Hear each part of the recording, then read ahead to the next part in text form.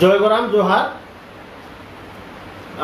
আজকে এই কুর্মী সমাজের পেজে ফেসবুক লাইভে আমি হংসেশ্বর মাহাতো আছি। সেই গীতটা আমি দেখুন একটু আমি বলে দিচ্ছি। সেটা হচ্ছে যে আমাদের মা বোনেরা এগুলো রচনা করে, মা বোনেরা তাদের চিন্তা শক্তি দিয়ে তাদের যে সৃজনশীল চিন্তাধারা, সেই সৃজনশীল চিন্তাধারা দিয়ে এই সমস্ত গান, এই সমস্ত গীতগুলা তারা রচনা করে। ওদের মনের ভাব, তাদের মনের যে চিন্তন, সেই চিন্তনকে তারা বাংময় করে তুলে, মানে কথার মধ্য দিয়ে, গীতের মধ্য দিয়ে মানুষের কাছে তুলে ধরে। গীতটা আমার খুব মনে আছে। সেই গীতটা হচ্ছে, শ্বশুরকে বলব বচন কেই শোনে, শ্বশুরকে বলব বচন কেই শোনে, যেই শোনে ঘোংটাটা নন গোতেই শোনে, যেই শোনে ঘোংটাটা নন গোতেই শোনে। বলছে শ্বশুরের সঙ্গে কথা আমি কিভাবে বলবো না, শ্বশুরের সঙ্গে কথা বলতে গেলে সব সময় ঘোংটা নিয়ে তাকে সম্মান জানাই, অবনত মস্তকে মাথা নিচু করে তাকে তার সাথে কথা বলতে হয়। এই সমাজ শিক্ষাটা আমাদের মা বোনেরাই তারা এটা দিয়েছে আমাদের সমাজকে, যে শ্বশুর হচ্ছে সম্মানীয় ব্যক্তি, পূজনীয় ব্যক্তি, পিতৃতুল্য, বাপের তুল্য। তার সঙ্গে কথা বলতে গেলে মাথা নিচু করে ঘোংটা নিয়ে তার সাথে কথা বলতে হয়। ভাসুরের সঙ্গে কিভাবে কথা বলতে হয় সেটাও বলছে। ভাসুরকে বলব বচন কেই শোনে, ভাসুরকে বলব বচন কেই শোনে, যেই শোনে ফারাক ফুরুক গোতেই শোনে, যেই শোনে ফারাক ফুরুক গোতেই শোনে। ভাসুরের সঙ্গে কথা বলতে গেলে সবসময় ডিস্টেন্স মেনটেন করে চলতে হবে, দূরত্ব বজায় রেখে ফারাক ফুরুক হয়ে আমাদেরকে কথা বলতে হবে। পাছে ছুয়ান যায় লক্ষ্য রাখতে হয়, পাছে তলে তলে নিচে আর পুঁয়ালের লেতায় আছে নাকি সেটাও দেখতে হয়। যদি কোনো রকম করে সেই পুঁয়াল মারফত যদি আবার ছুয়াচি হয় তাইলেও কিন্তু আবার চান করতে হবে। তাহলে আমি চিন্তা করুন, এই যে সামাজিক যে সোশ্যাল যে একটা আমাদের শিক্ষা রেস্ট্রিকশন, এই যে ভাসুর বুয়াসিনে ছুঁয়াছুঁই চলে নাই, গানের মধ্য দিয়ে আমাদের মা বহিনরা কিন্তু সেটা তুলে ধরেছে। তো এইগুলো একটা অসাধারণ সমাজ শিক্ষা, অসাধারণ আমাদের একটা সোশ্যাল এডুকেশন। আমাদের সমাজ যাতে ভালো থাকে, সমাজের মধ্যে যাতে অসামাজিকতা গড়ে না উঠে, এই ধরনের কোনো বিচার যাতে গড়ে না উঠে, তার জন্যে এই সমস্ত এডুকেশনটা আমাদের মা বোনেরা আমাদের তৈরি করে। বিভিন্ন করম গীতের মধ্য দিয়ে, টুসু গীতের মধ্য দিয়ে, আমাদের বিহা গীতের মধ্য দিয়ে এই সমস্ত বিষয়গুলা কিন্তু আমাদের তুলে ধরে। এগুলো আমাদের নেগাচার। আজকে চিন্তা করে দেখুন যে তাইলে জন্মের ব্যাপারটা আমি বলছি, যে জন্ম যখন হলো তখন আমাদের যেটা আমরা পালন করছি সেটা হচ্ছে 5 দিনে 5 বাড়া, 6 দিনে চেটি, 9 দিনে নরতা, 21 দিনে 21 এবং চিড়িদাগ। 21 দিনে চিড়িদাগ, এটা দা কাস্তে, যেটাকে বলছে বাংলায় দাকে তাতায় গরম করে, হালকা গরম করে সেই নবজাতক সন্তানের লাই মুড়ুটায় 5 বার এরকম টুপ টুপ করে একটা মানে দাগ দেয়, তারপরে হাতে দেয়, তালুতে চাটুয়াতে দেয়, তারপরে কপালে দেয়, বিভিন্ন জায়গাতে দাগ দেয়। এইটা কিন্তু আমাদের পূর্বপুরুষরা চালু। এটার মধ্যে একটা ব্যাপার আছে যে আমাদের যে সেই পরবর্তী ক্ষেত্রে মানে স্নায়ু ঘটিত কোনো বা এই ধরনের কোনো রোগ ব্যাধি যাতে তাকে আক্রান্ত করতে না পারে, তার জন্য এইটা মানে এই ধরনের ব্যবস্থাটা, আমাদের চিড়ি দাগ দেওয়ার ব্যবস্থাটা আমাদের আগেকার লোকেরা কিন্তু করেছিল। এখন ওগুলো উঠে গেছে, কিন্তু এগুলো আমাদের সামাজিক নিয়ম ছিল, এগুলো আমাদের করতো। এগুলো আমাদের পূর্বপুরুষ যারা বাপ ঠাকুরদাদা যারা বয়স্ক মানুষ আছে তাদের কাছে আপনারা জিজ্ঞাসা করে দেখবেন যে চিড়ি দাগ দেওয়ার ব্যাপারটা আমাদের ছিল। তাহলে বিহা ঘরের সময় এবার আমরা বিহাতে চলে আসি। দেখুন 3টা সংস্কার কুর্মীরাকে পালন করতে হয়: জন্ম সংস্কার, বিবাহ সংস্কার এবং মৃত্যু সংস্কার। এটা গোষ্ঠীগতভাবে ভাই ভাইয়াত নিয়ে আমাদেরকে এক একটা গোষ্ঠীগতভাবে, যেমন কাটিয়ার গোষ্ঠী যারা তারা পালন করবে, সব গোষ্ঠীগতভাবে ভাই ভাইয়াত বাকলের লোকজনকে নিয়ে এই 3টা সংস্কার অবশ্যই পালন করতে হয়। জন্ম সংস্কার, বিবাহ সংস্কার এবং মৃত্যু সংস্কার। জন্ম সংস্কারে আমাদের ব্রাহ্মণ পুরোহিতের কোনো প্রয়োজন নেই। বিবাহ সংস্কারে দেখুন, বিবাহ সংস্কারে আমাদের কে পুরোহিত করে? জামাই। জামাই হচ্ছে পুরো ওখানে মেন। জামাই না হলে চলবে না। জামাই কাঁকড়া বাঁধবে, জামাই আম ডাল গাড়বে, মহুল ডাল গাড়বে, তার একটা বিশাল বড় ভূমিকা আছে। তো এইখানে বিয়া ঘরে আমরা দেখেছি যে আমাদের কুর্মীদের, আমাদের ব্রাহ্মণ পুরোহিত নিয়ে বিহা, এইটা কোনোদিনই আমাদের ছিল নাই। আমরা আমাদের যে সামাজিক নিয়ম, আম বিহা, মহুল বিহা, আম গাছকে সাক্ষী রেখে, মহুল গাছকে সাক্ষী রেখে, আম গাছের কাছে প্রার্থনা করে, মহুল গাছের কাছে প্রার্থনা করে আমরা বিহা করতে যাই। তো আমাদের এই জঙ্গল এলাকায় আমাদের তো গাদা গাছড়া আছে। আচ্ছা বলুন দেখি, আম গাছের তলে বটটাকে কেনে নিয়ে গেল? ওটা কোনো বাবলা গাছের তলে নিয়ে গেলে হইতে না? কই বাবলা গাছের তলে তো আমাদের পূর্বপুরুষরা বটটাকে নিয়ে যায় না। এরা বাবলা গাছের তলে তো আমলও খায় নাই, আম গাছের তলে আমলও খায়। আর কন্যাটাকে নিয়ে যায় কোথায়? কন্যাটাকে নিয়ে যায় মহুল গাছের তলে। আচ্ছা মহুল গাছের তলে, মহুল গাছের বদলে ওটা পলাশ গাছের তলে নিয়ে গেলে হইতে না? পলাশ গাছের তলে তো নিয়ে যায়নি। আমাদের পূর্বপুরুষরা সিলেকশন করেছে যে বটটাকে আম গাছের তলে নিয়ে যেতে হবে এবং মা মাসিরা সেইখানে আমলও খাবে। কন্যাটাকে মহুল গাছের তলে নিয়ে যেতে হবে এবং সেইখানে মা মাসিরা মহুল গাছের তলে সেইখানে আমলও খাবে। তো আম গাছের তলে কেন নিয়ে যায় এটা আমরা সবাই জানি। এটা বহুল চর্চিত বিষয় হয়েছে বিভিন্ন সমাজের মিটিংয়ে, বিভিন্ন নেগাচারি আখড়াতে এই জিনিসটা আলোচনা হয়েছে। তবুও আমি আরেকবার এখানে এটা বলার চেষ্টা করছি, যেহেতু এই সমস্ত নেগাচার বা এই সমস্ত বিষয় নিয়ে যখন আমরা আলোচনায় এসেছি, সেইটা একটা বলছি যে দেখুন, আম গাছ হচ্ছে একটা দীর্ঘায়ু একটা বৃক্ষ এবং আম ফলটা হচ্ছে অমৃত ফল। এবং আম ফলটা আম পাকা এই যে আমের যে সেটা আমরা বড় বড় আম যেটা বাইরের মালদা ফালদা অমুক তো বড় বড় আমের ব্যাপারটা বলছি না। আমাদের জঙ্গলমহল এলাকায় যে আগে আম গাছগুলো ছিল টুরি আম, ছোট ছোট দেখবেন। টুরি আম পাকি গেলে আপনি যত চুষবেন তত রস বার হয়, মানে এত সুস্বাদু, এত মিষ্টি, আপনি যত চুষুন দেখবেন রস বার হচ্ছে। তো আম থেকে, আম ফল থেকে এটা হচ্ছে শুক্রবর্ধক একটা ফল, শুক্রবর্ধক। এবং আম গাছের যে কুহু যেটা বলে, দেখুন কুহু আমের যেটা বীজ, সেটা টেস্টিস বা শুক্রাশয়ের একদম একই রকম শুক্রাশয়ের মতো। তো ওইখানে আমাদের বরকে নিয়ে যাচ্ছে এবং বরকে নিয়ে যাওয়ার পরে সেখানে মা বোনেরা, মা মাসিরা আমল খাচ্ছে। আমল খায় ওইখানে প্রার্থনা করছে আম্রবৃক্ষের তলায়, আম গাছের তলায়, হে পবিত্র আম্রবৃক্ষ, তুমি একে আশীর্বাদ করো,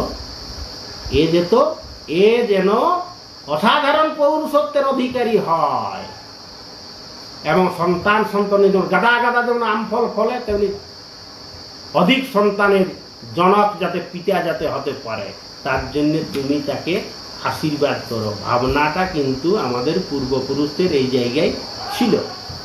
এইখানে একটা আমি বলছি যে দেখুন, আমরা তো সবাই জানি যে আমল খাওয়া হয় ওইখানে। শেষ আমলটা কে খায়? আমল খাওয়া মানে কি, একটা আম গাছের বোঁটা, সেই বোঁটাটাকে বটটাকে চিবাতে দেওয়া হয়। তারপরে সেই বোঁটাটার থেকে মানে একটু রস চিবায় একটা এরকমভাবে হাত পাতে মামাসিরা সেইটাতে একটা দেয় এবং সেইটা এরকম করে খাইয়ে মাথায় মুছে নিই। এটা 3 বার করে আমাদের মা বোনের। এখানে যারা সমালোচক তারা বলে থুথু খায়। থুথু খাওয়ার কোনো ব্যাপার নয়। থুথু মানে কি, যে আমার আপন হবে, আমি আপন আত্মীয়তার সম্পর্ক, যাদের সঙ্গে উষ্ণ সম্পর্ক, যাদের সঙ্গে আত্মীয়তার যে গভীর নিবিড় সম্পর্ক যাদের মধ্যে থাকবে, একদম ক্লোজ রিলেটিভ যারা হবে তাদের মধ্যে তো এই খাওয়া খাওয়ার ব্যাপারটা আমরা তো দেখেছি। আমরা ছোটোর সময় আমরা উলুকা খাইছি, কাকারা বাবারা খাইতো, আর আমরা বনি চায়ের মতন ফাড়িয়ে দিতি, সেইটাই আমাদের মুখটাই দিয়ে দিতাম, আমরা সেটা খাইয়ে দিতি, উলুকা খাই আমরা বড় হয়েছি। তো এইখানে সেই বরটাকে, আমাদের সেই নিজের ছেলেটাকে মা মাসিরা কত ভালোবাসে, সেই ভালোবাসার প্রতীক হিসাবে এটা আমরা দেখি। এবং আমার ছেলে যে নিরোগ, তার মধ্যে যে কোনো মানে রোগ ব্যাধি নাই, ছোঁয়াচে নাই, কোনো কিছু নাই, এটা একটা প্রমাণ করে দেওয়া হয় সমস্ত মানুষের কাছে। এবং সেই আমলটা মা মাসিরা আমাদের খায়। সবার শেষে কে আমল খায়? সবার শেষে মায়ে আমল খায়। মায়ে আমল খাওয়ার পরে সেই আমতলা থেকেই কিন্তু বর, আমাদের কুড়মি বর যারা বিহা করতে যাচ্ছে তারা কিন্তু সেইখান থেকে চলে যায়। তো এইখানে অসাধারণ মানে একটা পরিবেশ তৈরি হয়, একটা শোকাচ্ছন্ন পরিবেশ, শোকাচ্ছন্ন একটা পরিবেশ। মায়ের চোখে জল, মায়ের ছল ছল চোখে তার বেটার দিকে তাকাইন থাকে, এবং এইখানে একটা অসাধারণ বিহা গীত আছে। এবং যে বিহা গীতটা আমাদের মা বহিনদের সৃষ্টি, আমাদের মা বোনেদের সৃষ্টিটা কিন্তু আমাদেরকে মাথায় রাখতে হবে। এইখানে একটা প্রশ্নের উত্তর দিতে হয় আমাদেরকে, প্রত্যেকটা কুড়মি বরকে।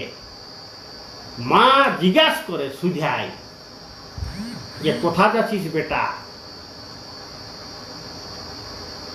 এইটা তিনবার জিজ্ঞাসা করে, তিনবার সুধায় যে কোথা যাচ্ছিস বেটা। তখন আমরা বেটারা যারা বিহা করতে যাচ্ছি, বরযাত্র বর সাজিয়ে মোড় মাথায় নিয়ে আমরা যা বিহা করতে যারা যাচ্ছি, সেই বররা সে বলে, কি বলে কামিন আনতে যাচ্ছি। এটা একটা অপভ্রংশ হয়ে গেছে, কামিনের ব্যাপারটা চলে আসে। কামিন মানে তো ধান লাগা কামিন, ধান কাটা কামিন লয়, এখানে কথাটা হচ্ছে কামিনী। তো এইখানে মা কাঁদতে কাঁদতে তার মনের মধ্যে একটা অজানা আশঙ্কা কাজ করছে যে বেটা আমার নূতন বউ পাইয়ে তার গর্ভধারিণী মাকে পাছে ভুলে যাবে। নিজে নিজে একটা চিন্তা ভাবনা করছে। মা কোলে পিঠে করে মানুষ করেছে, 10 মাস 10 দিন গর্ভে ধারণ করে কত কষ্ট করে তাকে বড় করেছে, আর নূতন বউ পাইয়ে সে যদি তার গর্ভধারিণী মাকে যদি ভুলে যায়, তাহলে আল্লাহর দুঃখ হতে পারে না। তাই মা তাকে বলছে এটা বিহা গীতে, আমি বিহা গীতটা কাছি একটু। সে বলছে 10 মাস 10 দিন পুতা উদরে ধরিলি রে, পুতারে রোদুকে করল রে ছাহি, পুতারে রোদুকে করল রে ছাহি। চোখের জল ফেলতে ফেলতে সেই মা বলছে, রে পুত্র 10 মাস 10 দিন গর্ভে তোকে ধারণ করেছি, তোকে ছায়াবৃত করে রেখেছিলি বাবা, তোকে রোদ শীত কোনোদিন তোকে পাতে আমি দিই না। তারপরে কি বলছি, যে হদিনে রে পুতা তোহরি জনম রে, পুতারে বড়ি দুঃখে খেপল এরা, পুতারে বড়ি দুঃখে খেপল এরা। বলছে, রে পুত্র যেদিন তোর জন্ম সেই রাতের কথা তোকে আমি কি করে বুঝাবো। বহুত বড় দুঃখে, বহু যন্ত্রণায় কাতরাতে সেই রাত আমি পার করেছি বাবা। গইঠা জ্বালিয়ে পুতা ওগো ঠিলা গায়ে রে পুতারে ধায় মায়ে করলো উদ্ধার পুতারে ধায় মায়ে করলো উদ্ধার গোইঠা দিলে আগুন করে অগটি লাগাই ধাই মা তোকে প্রথম কোলে তুলে নিয়েছিল বাবা সেই কথা তোকে আমি কি করে বুঝাবো সেই কথা মনে করলে আমার বুকটা আজ বিদীর্ণ হয়ে যাচ্ছে সেই কথা মনে করলে আজকে কাঁদতে কাঁদতে চোখের জল ফেলতে ফেলতে সেই মা তার বেটাকে বলছে আরো কি বলছে তুই যে যাবিস পুতা আপনা শ্বশুর ঘর রে পুতারে দিয়ে রাখো দুধ কেরি ধার পুতারে দিয়ে রাখো দুধ কেরি ধার বলছে রে পুত্র আজ তুই বিহা করতে যাচ্ছিস 10 মাস 10 দিন গর্ভে ধারণ করে তোকে কোলে পিঠে করে মানুষ করেছি অসহ্য প্রসব যন্ত্রণা সহ্য করে তোকে এই পৃথিবীতে নিয়ে আইছি তুই বাবা আজ বিহা করতে যাচ্ছিস তোকে মাতৃদুগ্ধ বুকের দুধ পান করান তোকে বড় করেছি সেই দুধের ধার সেই দুধের ঋণ তুই আজ শোধ করে দিয়ে তারপরে বাবা তুই বিহা করতে যা আজকে মায়ের চোখে জল দেখে আজকে ছেলে তো আজ ঠিক থাকতে পারে না কেউ কি পারে আজ মা কাঁদছে আজ মায়ের চোখ থেকে অঝোর ধারায় আজকে লড় পড়ছে জল পড়ছে ঝরঝর করে জল পড়ছে সে মায়ের কান্না দেখে মাকে কাঁদতে দেখে কোনো কোনো বেটা স্থির থাকতে পারে নাই আজ সে মায়ের চোখের জল দেখে আজ ছেলে আর চোখেও জল আজ মায়ও কাঁদছে আজকে ছায়ও কাঁদছে আজকে তার ছেলে কি বলছে কি ও যে দিব মাই গো দুধ কেরি ধার গো মাই গো আনি দিব জনমে কামিনী মাই গো আনি দিব জনমে কামিনী বুঝে মা মাতৃদুগ্ধের ঋণ এই পৃথিবীতে কেউ কোনোদিন শোধ করতে পারে না মা আমি কি করে আমি তোমার সেই মাতৃদুগ্ধের ঋণ শোধ করে দিব মা গো তুমি আজ যে আশঙ্কা তুমি করছো যে তুমি ভয় করছো যে আমি বউ নিয়ে আসে সেই বউ তোমাকে কষ্ট দিবে বলছে মা গো তুমি কোনো চিন্তা করো না আনি দিব জনমের কামিনী আমি আমার জনমের কামিনী মানে জনমের নারী সারা জীবনের নারী কে সারা জীবনের সঙ্গী সারা জীবনের কামিনী সারা জীবনের নারী একমাত্র বউ সেই বউ নিয়ে আসছি সেই বউ তোমার সেবা শুশ্রূষা করবে মা তুমি কোনো চিন্তা করো না আজকে এই কথা বলে বেটা তার মাকে আজকে আশ্বস্ত করছে তাকে ভরসা দিচ্ছে মা তখন তার উত্তরে বলছে সে হো কামিনী পুতা কথা নাহি শুনে রে এড়ি ধমসায়ে চলি যায় উতারে বাহি মলকায়ে চলি যায় বলছে না রে পুত্র না রে বেটা আমি তো আরো অন্য অনেক লোকের ঘরে দেখেছি সেই বউ কিন্তু শাশুড়ির সেবা শ্বশুর শাশুড়ির সেবা কেউ করে নাই বাবা সে আমাদের শাশুড়ি শ্বশুর শাশুড়ির পাশ দিয়ে এড়ি থসনায় এড়ি ধমসায় সে মানে পায়ের আওয়াজ করতে করতে সে চলে যায় অবজ্ঞা করে আমাদেরকে আমরা দেখেছি তখন কি বলছে তার প্রশ্নের উত্তরে মায়ের প্রশ্নের উত্তরে আবার মায়ের কথার উত্তরে আবার তার বেটা বলছে যাহুক মাই গো যাহুক দিনাচারি গো মাই গো ধুরা গো ভোরে আনব ঘুরাই মাই গো ধুরা ভোরে আনব ঘুরাই বলছে না মা দিন কতক যাক না, তারপরে যখন ওর বাপের ঘরের লোক চলাই নিয়ে আসবো, গোটা পা যখন ধুলায় ভরে যাবে, সেই তখন ও বুঝতে পারবে, তখন তোমার আর কোনো কষ্ট দিবে না। সে কষ্টটা তখন বুঝতে পারবে যে এড়ি থসড়াই চললেই হয় নাই, হ্যাঁ, শ্বশুর শাশুড়িকে সম্মান দিতে হয়।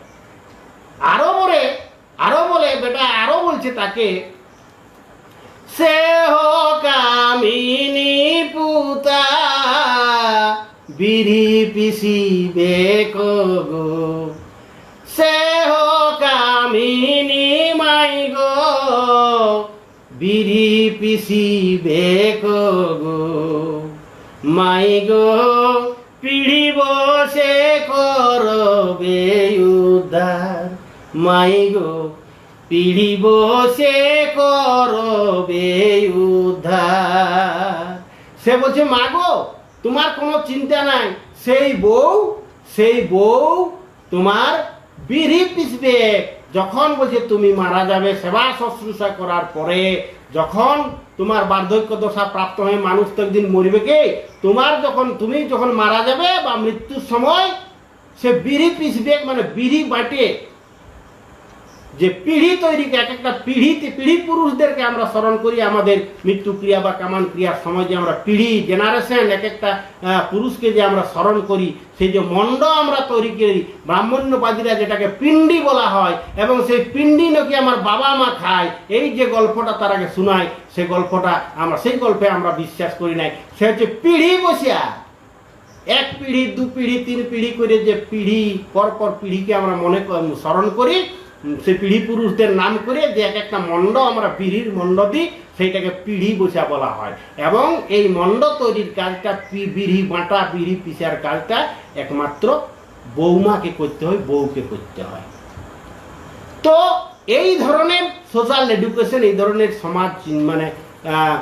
সমাজ শিক্ষা আমাদের বিহা গীতের মধ্য দিয়ে আমরা অনেক আমরা পাই, আমরা কিন্তু এইটা আমরা দেখি। এবারে কন্যাকে মহুল গাছের তলে নিয়ে যায়, কেন নিয়ে যায় না, মহুয়া বৃক্ষ হচ্ছে নারীত্বের প্রতীক। এবং দেখবেন মহুল গাছে পাথর দিয়ে ঠট করালে দুধ বেড়ে, এবং এই যে মহুয়ার মাদকতা শক্তি, এই মাদকতা শক্তি দিয়ে এই কন্যাটা যাতে তার স্বামীকে মোহাচ্ছন্ন করে রাখতে পারে, মোহগ্রস্ত করে রাখতে পারে, যাতে সে অন্য নারীর দিকে দৃষ্টি দিতে না পারে, এই ভাবনা নিয়ে মহুল গাছের তলে মহুল গাছের আশীর্বাদ কামনা করা হয়। এবং আরো আশীর্বাদ কামনা করা হয়, মহুল খোঁচে অনেকগুলা মহুল থাকে দেখবেন, সেই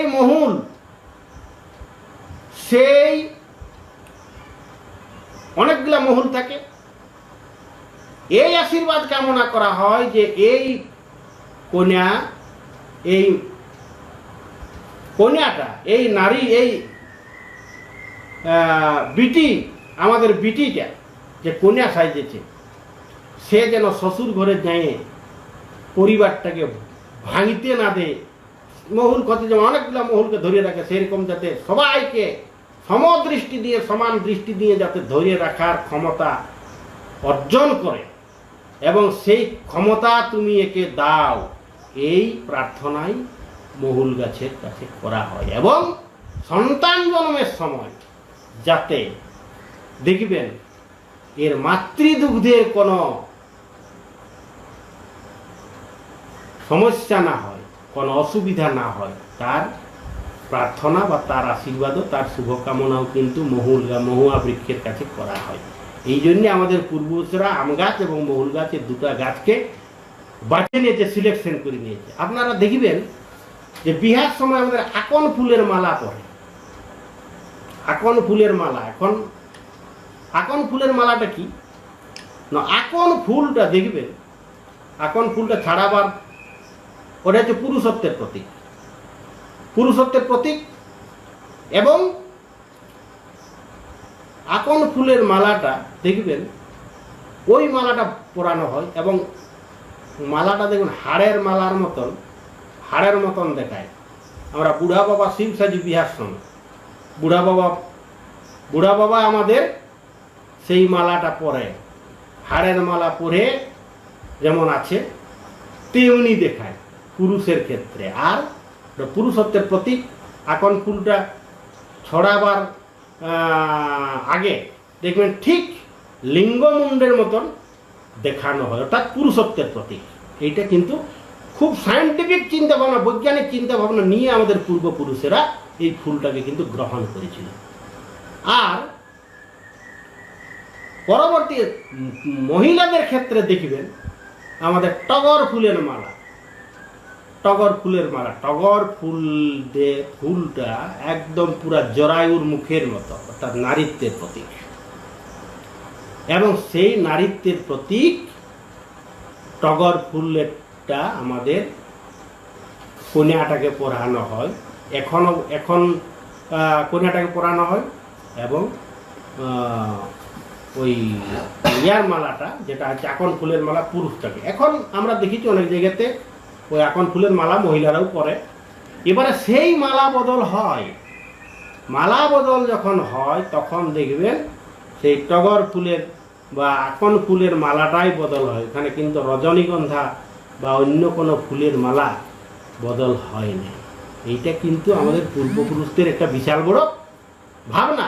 কারণ আমাদের পাশেই আছে রজনীগন্ধা, কে কোথা খুঁজতে যাবে? আমাদের পাশেই তো আছে আমাদের টগর গাছ, পাশেই আছে আমাদের আকন, গাদা গাদা আকন গাছ আছে। এবং আকন ফুল দেখে বলে এই আকন ফুল বিয়া হওয়ার জন্যে ইয়া হয়েছে, বিয়া হবে, সবাই কিনা আকন ফুল তুলতে আসবে, এরকম আমরা আমাদের গাঁয়ের মানুষেরা এরকম গল্প করে আমরা দেখেছি। তো এই বিষয়গুলা কিন্তু আমাদের এটা ভাববার আমাদের বিষয় বটে। এখন একটা ব্যাপার হচ্ছে যে আমাদের লগন বাঁধা যেমন বলে, বিভিন্ন ধরনের যেটা ইয়া করে লগনের একটা সাজনি সাজা, লগন বাঁধা সাজনি সাজা যে ব্যাপারটা আছে, সেটা কি হয় যে একটা কন্যা যখন জন্মগ্রহণ যখন অনেক করে দেখবেন তার দিনে তেল বিলি করেছে, মুখ করেছে, হলুদ ওরকম ব্যাপার আছে। উয়াকে বড় করে তোলার ক্ষেত্রে যা যা কন্যার বাপের কন্যার মায়ের খরচ হইতে সমস্ত কিছুগুলো শোধ করে নিয়ে যেতে হয়। আজকে ধাইমা তাকে প্রথম কোলে তুলে নিয়েছে, তাকে ধাই শাড়ি দিতে হয়। ঠাকুর দিদি কোলে পিঠে মানুষ করে দিয়েছে, তো তাকে আয় শাড়ি দিতে হবে। তারপরে মা গর্ভধারণ করেছে, 10 মাস 10 দিন গর্ভধারণ করে জন্ম দিয়েছে পৃথিবীতে, তাকে মায়ের শাড়ি দিতে হবে। তারপরে ধাই শাড়ি দেবে, 3টা কিন্তু একদম কম্পালসারি আমাদেরকে এই শাড়িগুলো দিতে হয়, আমরা দেখেছি। তারপরে সালা ধুতি আছে, তাদের জন্য ধুতি দিতে হয়, এগুলো ব্যাপারটা তো আমাদের আছেই। এই বিষয়গুলা আমাদেরকে চিন্তা ভাবনা আজকে করতে হবে যে আমাদের এত সুন্দর একটা সংস্কৃতি, এত সুন্দর একটা সমাজ ব্যবস্থা, এগুলা আমাদের মধ্যে আমরা সব কিছুই আমাদের আছে। আমরা কিন্তু আজকে ধীরে ধীরে আমরা সেই জায়গা থেকে আমরা সরে যাচ্ছি।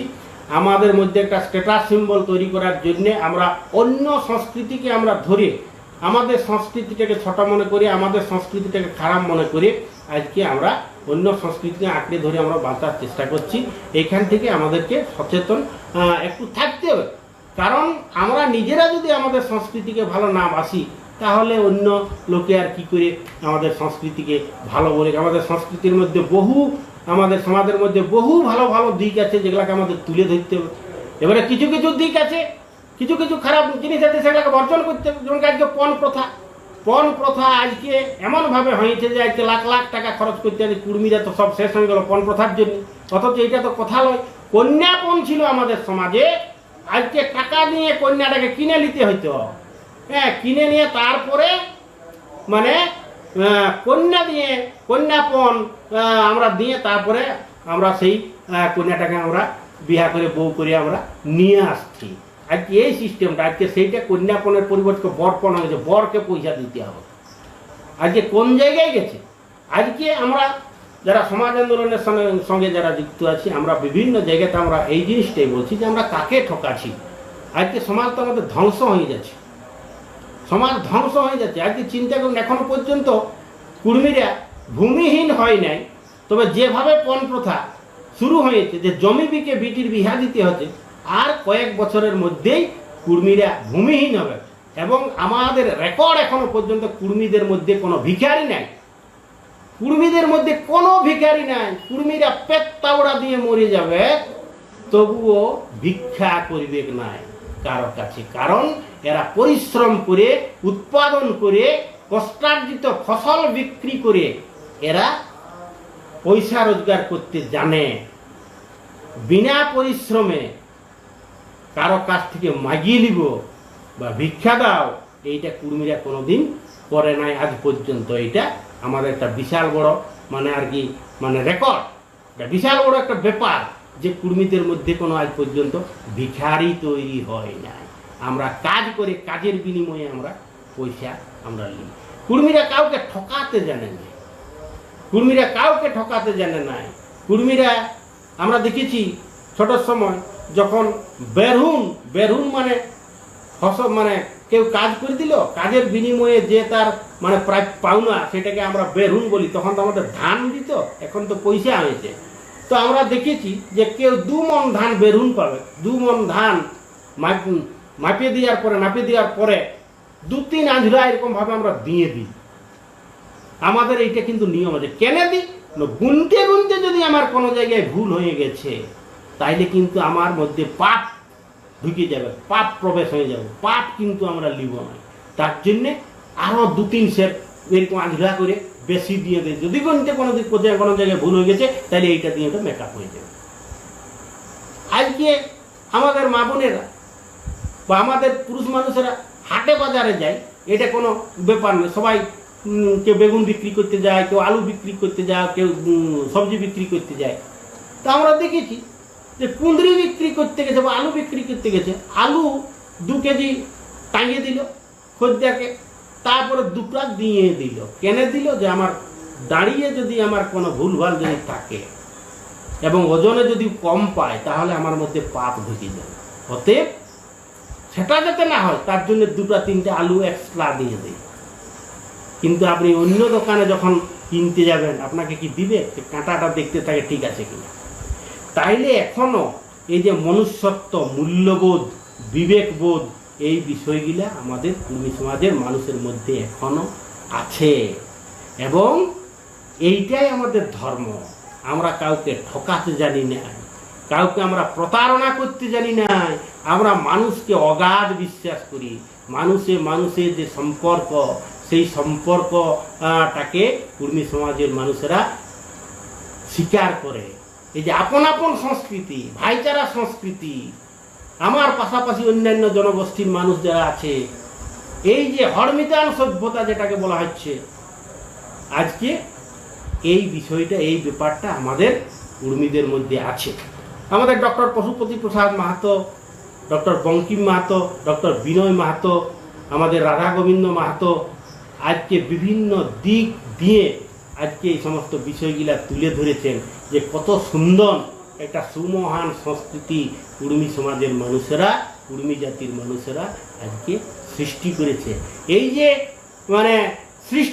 এই সৃষ্টি সৃজনশীল চিন্তাধারা দিয়ে, এখানে কোনো নেতিবাচক দিক নাই, সমস্ত কিছু ইতিবাচক দিক, একটা সৃজনশীলতা, একটা বাঁচার তাগিদ, একটা সবাইকে নিয়ে সমানম এজতে ইতি সমাজ, একসঙ্গে এগিয়ে চলার যে মন্ত্র, সেই মন্ত্রে কুর্মী সমাজের মানুষেরা কিন্তু বিশ্বাস করে। এবং আমাদের সমাজের মানুষেরা এই যে গাঁ ঘর বা বর্তনী প্রথার মধ্যে আমাদের মধ্যে আমরা বছরে আমরা যেমন কামার, কুম্হার, তারপরে ধাইমা, তারপরে আমাদের ডম, তারপরে আমাদের আরও যে অন্যান্য মিতান গোষ্ঠীর, মিত্র গোষ্ঠীর মানুষেরা আছে, তাদের সঙ্গে বছর দিনে একটা চুক্তি হয় এবং বছর দিনে আমরা তাদেরকে ধান দিই, কোনো টাকা পয়সার কোনো ধান দিই। এটাকে বর্তনী বা গাঁঘর সিস্টেম বলা হয়। হ্যাঁ, এবং তারা কিন্তু আমাদের পরিষেবা দিয়ে যায় এবং সেই পরিষেবার বিনিময়ে আমরা তাদেরকে বছর দিনে তাদেরকে আমরা একটা দিই। হ্যাঁ, আমরা বেতন দিই, বর্তনী বা গাঁঘর সিস্টেম যেটাকে বলা হচ্ছে।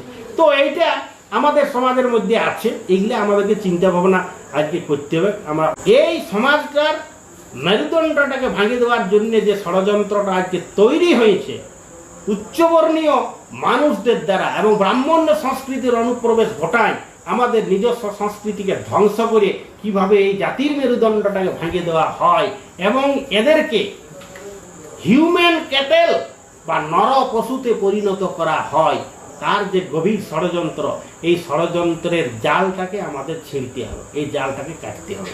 এবং তার জন্য আমাদের শুরু হয়েছে আন্দোলন। কিন্তু আন্দোলনের মধ্যেও আমরা দেখতে পাচ্ছি যে আমরা এত কিছু আন্দোলন হচ্ছে, কিন্তু আমাদের যে সমস্ত দাবি দেওয়া, কুর্মী জাতিকে পুনরায় এসটি তালিকাভুক্ত করতে হবে, এই দাবির পক্ষে কিন্তু কোনো সরকার ইতিবাচক পদক্ষেপ তারা কিন্তু লিখিয়ে নেয়। কেন লিখে নেয়? তার একটাই কারণ আছে, যদি কুর্মীদেরকে এসটি করে দেওয়া হয়, তাইলে কুর্মীদেরকে ভাঙিয়ে যারা খাচ্ছে, কুর্মীদের কাঁধে বন্দুক রেখে যারা গুলি করছে, কুর্মীরাকে ব্যবহার করে যারা করে কম্মায় খাচ্ছে, সেই সমস্ত চালাক চতুর মানুষদের স্বার্থে ঘা লাগতে পারে। তার জন্যে তারা কোনো রকম করেই চাই নাই যে কুর্মীরা আদিবাসী হোক। সবাই জানে কুর্মীরা আদিবাসী, ওরা বিশেষ করে যারা শোষক শ্রেণী তারা তো জানেই কুর্মীরা আদিবাসী। আমাদেরই বরঞ্চ কুর্মীদের অনেকেই বলে আমরা আদিবাসী লয়, আমরা ক্ষত্রিয় বলি, যেটা একটু আমি আগে আলোচনা করলি। তো এই ধরনের চিন্তা ভাবনা আমাদের মধ্যে আছে। আজকে আমার বলার উদ্দেশ্য যে যত সংগঠন, আজকে বিভিন্ন সংগঠন, অনেক সংগঠন গড়ে উঠেছে। পূর্বাঞ্চল আদিবাসী কুর্মী সমাজ ছিল, তারপরে আদিবাসী কুর্মী সমাজ হলো, তারপরে কুর্মী সমাজ হলো, তারপরে জনজাতি কুর্মী সমাজ, বিভিন্ন কুর্মী সমাজের সংগঠন গড়ে উঠেছে। আমি সবার কাছে একটা কথা বলবো যে আমাদের উদ্দেশ্য যখন এক, আমাদের লক্ষ্য যখন এক, আমরা সবাই যখন নিজের জাতির অধিকার প্রতিষ্ঠার জন্য আমরা লড়াই করছি, তখন আমাদেরকে ঐক্যবদ্ধভাবে সংগ্রামটা কিন্তু আমাদেরকে করতে হবে। কারণ শোষক শ্রেণী চায় যে এদের মধ্যে যেন কোনো রকম করে ইউনিটি করে না উঠে, এরা যেন কোনো রকম করে এক হতে না পারে। তার জন্য বিভিন্ন ধরনের ষড়যন্ত্র কূট কৌশল দিয়ে আমাদের নেতৃত্বকে বিভাজন করার একটা চেষ্টা তারা চালাচ্ছে এবং চালাবে। আমরা এটা লক্ষ্য করে দেখেছি। এটা হচ্ছে মানে শোষক শ্রেণীর একটা কায়দা। তারা বিভিন্ন রকমভাবে আমাদের যারা লিডারশিপ দিতে যাচ্ছে, আগের দিকে যাচ্ছে, তাদেরকে বিভিন্ন রকম কায়দা করে তাদেরকে পিছন দিকে টানিয়ে দিচ্ছে, টানিয়ে দিয়ে বিভ্রান্ত করে যাতে ইউনিটি গড়ে না উঠে, এইটা তারা করছে। এইটা কিন্তু আমাদেরকে মাথায় রাখতে হবে যে আমরাকে এক হতে হবে এবং এক হয়ে আমাদেরকে লড়াইটা লড়িতে হবে। সমস্ত কিছু ভুলে যেতে হবে। এখানে কোনো ব্যক্তিগত উ বড় নেতা, আমার কথা কেউ শুনছে না, এই যে ইগোর ব্যাপারটা, এই ইগো এইসব কিচ্ছু চলবে না। আমরা যদি সত্যিকারের সমাজটাকে ভালোবাসি, আমরা যদি সমাজের মানুষের মঙ্গল চাই, হ্যাঁ, আমরা যারা সমাজ বোধে উদ্বুদ্ধ হয়েছি, যাদের মধ্যে আমাদের ধারণাটা একটুকু ঢুকেছে, যাদের ঢুকে নেয় তাদের ব্যাপারটা সবাই আস্তে আস্তে আসবে। আগে যে পরিস্থিতি ছিল তার থেকে এখন অনেক পরিস্থিতি ভালো হয়েছে। এখন অনেকেই বুঝেছে যে সত্যি এটা আমাদের করার দরকার আছে। আজকে সেই জন্য বলছি যে সবাই একযোগে আসুন। আমরা ঝাড়খণ্ড, উড়িষ্যা, পশ্চিমবাংলা, এদিকে আসাম, এদিকে যেখানে যেখানে আমাদের কুর্মীর জাতির মানুষেরা বসবাস আছে, সব জায়গায় একটা আমরা যোদ্ধার আন্দোলন গড়ে তুলি যে আমাদের সাংবিধানিক অধিকার আমাদেরকে ফেরত দিতে হবে। এই ভারত ভূমিতে আমাদের কি পরিচিতি, এইটা আমাদেরকে, এই পরিচিতির স্বীকৃতিটা আমাদেরকে দিতে হবে। অনেকেই বলে যে এরা সংরক্ষণের সুবিধা ভোগের জন্য এই আন্দোলনটা করছে, কিন্তু কুর্মী সমাজের আন্দোলন সংরক্ষণের সুবিধা ভোগের জন্য আন্দোলন নয়। এই আন্দোলনটা হচ্ছে তাদের আইডেন্টিটির প্রশ্নে আন্দোলন, তাদের ভাষা সংস্কৃতি, তাদের নেগাচার, তাদের ধর্ম, তাদের সমস্ত কিছু ঐতিহ্য বা এই সমস্ত কিছুকে রক্ষা করার জন্য এটা আন্দোলন, এটা সংরক্ষণের আন্দোলন বলে যারা কটাক্ষ করছে আমাদেরকে, তাদেরকে আমি একটাই বার্তা বলে দিতে চাই যে আপনারা ভুল বুঝছেন। এইটা কিন্তু আমাদের সংরক্ষণের জন্য আমাদের আন্দোলন নয়। আমাদের আন্দোলন হচ্ছে আমাদের ঐতিহ্য, পরম্পরা, আমাদের ভাষা সংস্কৃতিকে রক্ষা করার আন্দোলন। আজকে যে জঙ্গলকে, যে জল জমি জঙ্গল কেন্দ্রিক আমাদের জীবন, কুর্মীদের জীবন, আমাদের একটা কথা আছে যে